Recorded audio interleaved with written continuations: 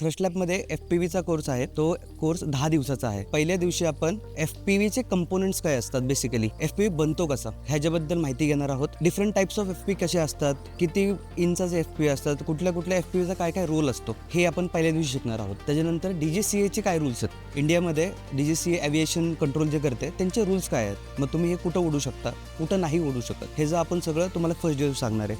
Second day आपण सोल्डरिंगचं शिकणार आहोत की FPV बिल्ड करायला तुम्हाला सोल्डर करावं लागतं. आपण सोल्डरिंगची प्रॅक्टिस करणार आहोत. आणि थर्ड डे मग जम्प केल्यावरती आपण असेंब्ली करणार आहोत. ड्रोन प्रॉपर तुम्हाला एकदा आम्ही बनवून दाखवणार, नंतर तुमच्याकडनं बनवून घेणार, मग तुम्ही स्वतःहून तो ड्रोन बनवणार आहात आपल्या क्लासरूममध्ये. फोर्थ डे आपण सिम्युलेटर प्रॅक्टिस करणार आहोत. जसं आपण फ्लाय करणार, रिअल वर्ल्ड फ्लाय करतो, तसं आपण कम्प्युटरवरती पहिलं फ्लाय करणार आहोत. कम्प्युटरवरती फ्लाय केल्यावरती आपल्याला हे कळेल की आपल्याला केवढं जमतं. एक तर 2 मोड्स असतात, एक तर असतो अँगल मोड, दुसरा असतो ॲक्रो मोड. 5व्या दिवशी आपण ॲक्रो मोडवरती जम्प करणार आहोत. मग तुम्हाला किती तुमची प्रोग्रेस आहे त्या अकॉर्डिंग आपण तुम्हाला गाईड करून तुमच्याकडनं ते करून घेणार आहोत. त्यानंतर 6व्या दिवशी आपण ग्राउंडवरती जाणार आहोत. ग्राउंडवरती गेल्यावरती प्री फ्लाईट चेकलिस्ट काय असते, ड्रोन उडवताना काय करावं लागतं, काही नाही करावं लागत, ह्या सगळ्या गोष्टी तुम्हाला सांगितल्या जातील.